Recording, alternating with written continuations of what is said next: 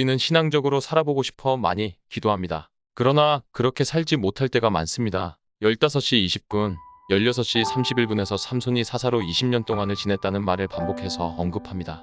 14장과 15장은 딥나의 여인 때문에 생긴 사건입니다. 16장은 한 기생을 보고 들어갑니다. 그리고 이후 들릴라라 하는 여인을 사랑합니다. 이성의 문제는 삼손에게 있어서 가장 취약한 부분인 것을 볼 수 있습니다. 삼손은 나시리님에도 욕정에 많이 이끌려 살았습니다. 하나님이 이방인을 쫓아내라, 섞지 마라 하셨습니다.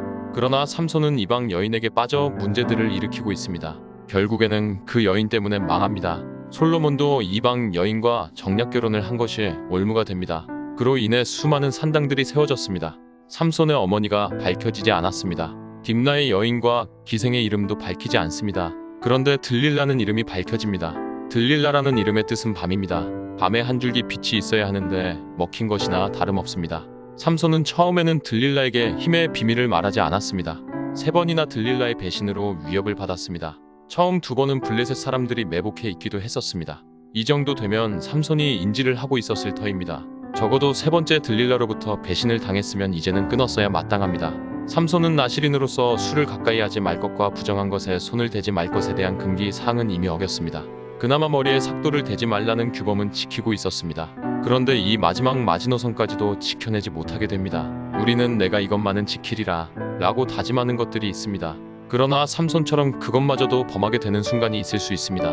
이 끔찍한 실수로 블레셋 사람들에 의해 눈이 빠지고 노줄로 매이고 옥에서 맷돌을 돌리는 지경에 처합니다.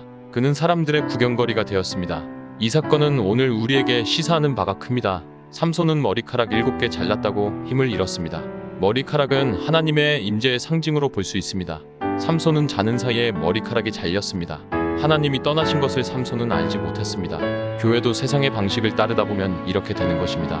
예를 들면 동성애 법이나 차별금지법이 그렇습니다. 정치적 이유로 허용하면 큰 문제를 겪게 됩니다.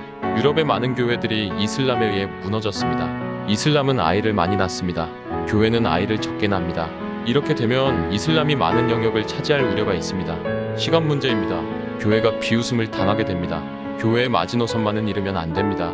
이것만은 절대 놓아서는 안 되는 게 있습니다. 세상적인 이익 때문에 중요한 것을 놓치면 안 됩니다. 비참한 상태가 된 삼손은 어떤 심정이었을까요? 삼손이 여호와께 부르짖어 이르되 주 여호와여 구하옵나니 나를 생각하옵소서. 하나님이여 구하옵나니 이번만 나를 강하게 하사 나의 두 눈을 뺀 블레셋 사람에게 원수를 단번에 갚게 하옵소서. 사사기 16시 28분. 이번 한 번만 나를 강하게 하사. 사실 머리털이 잘린 건 하나님이 떠난 표징일 뿐입니다. 들릴라를 너무 사랑하다가 나시린으로서 지켜야 할 것을 놓아버렸습니다. 그러나 이후에 머리카락은 다시 자라기 시작했습니다. 삼손이 하나님을 사랑하는 마음이 자라고 있음을 의미합니다. 힘든 고생을 하면서 하나님을 간절히 바라게 되었습니다. 삼손이 살아서 죽인 자보다 죽으면서 죽인 자가 훨씬 많았습니다. 우리가 사실 삼손의 모습입니다. 믿음은 보이지 않는 것들의 실상입니다. 눈알이 빠져 아무것도 보지 못하는 삼손은 이제 빛 대신 하나님을 보게 되었습니다. 이번만 나를 강하게 하사. 하나님은 기업으로 받은 땅도 차지하지 못하고 존폐의 위기에 처한단 지파에게 삼손이라는 사사를 주셨습니다. 너희가 성전인 것을 알지 못하느냐? 이것을 기억하면 우리도 삼손처럼 회복의 기회를 주실 것입니다. 하나님의 성전으로서 함께 지어져 가야 합니다. 삼손의 마지막 선택은 믿음의 선택이었습니다. 하나님은 그에게 다시금 기회를 주셨습니다. 삼손의 믿음의 선택이 우리의 것이 될 것입니다. 우리도 삼손처럼 긍휼을 구하여야 할 것입니다. 긍휼히 여기는 자는 긍휼히 여김을 받습니다. 언제나 삶의 현장에서 긍휼히 여기는 심령의 소유자로 사시기를 간절히 기도합니다.